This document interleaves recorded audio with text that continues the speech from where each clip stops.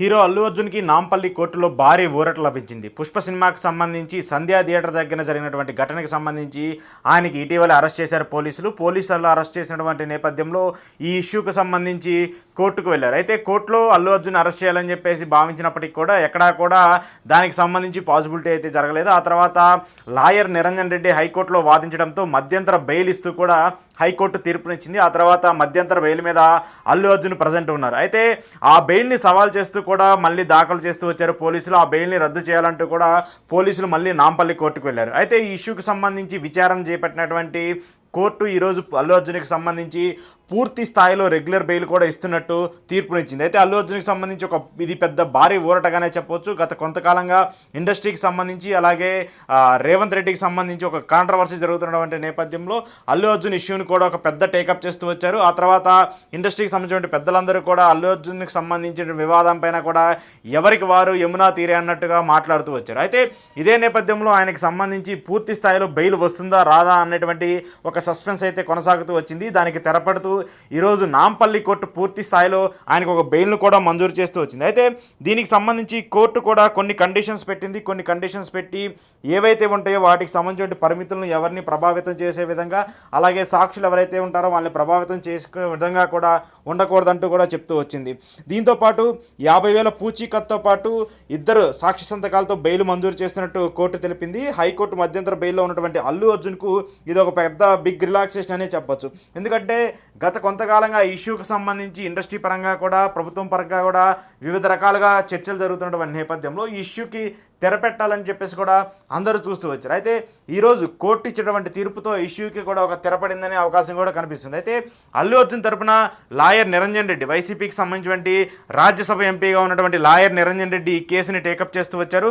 గతంలో కూడా హైకోర్టులో కూడా అల్లు అర్జున్ మధ్యంతర బెయిల్కి సంబంధించి ఆయనే కూడా వాదనలు వినిపిస్తూ వచ్చారు. ఈ ఇష్యూకి సంబంధించి కూడా ఈరోజు నాంపల్లి కోర్టులో ఆయనే మళ్ళీ టేకప్ చేసి ఆయనే ఈ కేసు పైన కూడా వాదిస్తూ వచ్చారు. ప్రభుత్వం తరపు నుంచి కూడా పీపీ వాదనలు వినిపించారు. అయితే పీపీ మాత్రం అల్లు అర్జున్కి బెయిల్ రద్దు చేయొద్దంటూ కూడా కోరుతూ వచ్చారు. ఆయనకి బెయిల్ ఉంచాలి, కంపల్సరీగా ఆయనకి బెయిల్ రద్దు చేసి వెంటనే అప్పగించాలి. ఎందుకంటే ఆయన సాక్షులను ప్రభావితం చేసే అవకాశం ఉంటుంది కాబట్టి, దానితో పాటు విచారణకు కూడా సహకరించే అవకాశం ఉండదు కాబట్టి వెంటనే ఆయనకి బెయిల్ రద్దు చేసి పోలీస్ కస్టడీకి ఇవ్వాలని చెప్పేసి కూడా పీపీ వాదించినప్పటికీ కూడా పీపీ వాదనలకు భిన్నంగా కూడా నిరంజన్ రెడ్డి కౌంటర్ ఇస్తూ వచ్చారు.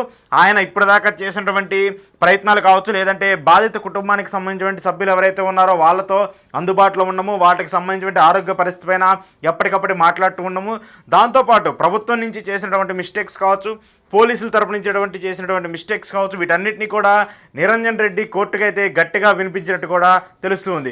అయితే పీపీ వాదనలు విన్నటువంటి లాయరు, అలాగే నిరంజన్ రెడ్డి వాదనలు విన్నటువంటి జడ్జి, ఇద్దరు వాదనలు విన్నటువంటి జడ్జి మాత్రము భిన్నంగా తీర్పును అయితే ఇచ్చారు. అల్లు అర్జున్కి సంబంధించి పూర్తి స్థాయిలో బెయిల్ని అయితే ఇస్తూ కూడా ఆమె ఈ యొక్క తీర్పును అయితే వెలువరిస్తూ వచ్చారు. కానీ ఇతర విషయాలకు సంబంధించి కావచ్చు, లేదంటే ఈ కేసుకు సంబంధించిన అంశాల మీద ఎక్కడా కూడా మాట్లాడొద్దంటూ కూడా జడ్జి అయితే సూచనలు చేసినట్టు తెలుస్తుంది. దాంతోపాటు విదేశాలకు వెళ్ళేటువంటి పరిమితులను కూడా కట్టడి చేయాలంటూ కూడా కోర్టు ఈ యొక్క ఇష్యూకి సంబంధించి ఒక తీర్పునైతే ఇస్తూ వచ్చింది. ఏది ఏమైనప్పటికీ అల్లు అర్జున్ ఇష్యూకి సంబంధించి గత కొంతకాలంగా కాంట్రవర్సీ జరుగుతుందో, ఆయన బెయిల్ రద్దు అవుతుంది, మళ్ళీ ఆయన జైలుకి వెళ్తారని చెప్పేసి ఏవైతే వార్తలు వచ్చాయో వాటన్నిటికి కూడా తెరపెడుతూ ఈరోజు ఇచ్చినటువంటి తీర్పు మాత్రము ఒక నిదర్శనంగా ఉండబోతుంది. దాంతోపాటు ఈ యొక్క బెయిల్కి సంబంధించి చాలా కీలకంగా క్రూషియల్ రోల్ ప్లే చేసినటువంటి నిరంజన్ రెడ్డిని కూడా అందరూ అప్రిషియేట్ చేస్తూ వస్తున్నారు. ఎందుకంటే ఈ ఇష్యూకి సంబంధించి గత కొంతకాలంగా కక్ష సాధింపు చర్యలు కావచ్చు, లేదంటే కక్ష సాధింపు చేస్తున్నారంటూ కూడా కొంతమంది మాట్లాడుతూ వస్తున్న తరుణంలో ఇప్పుడు నిరంజన్ రెడ్డి అల్లు అర్జున్కి సంబంధించిన ఇష్యూ మీద గట్టిగా మాట్లాడటము, గట్టిగా పోరాడి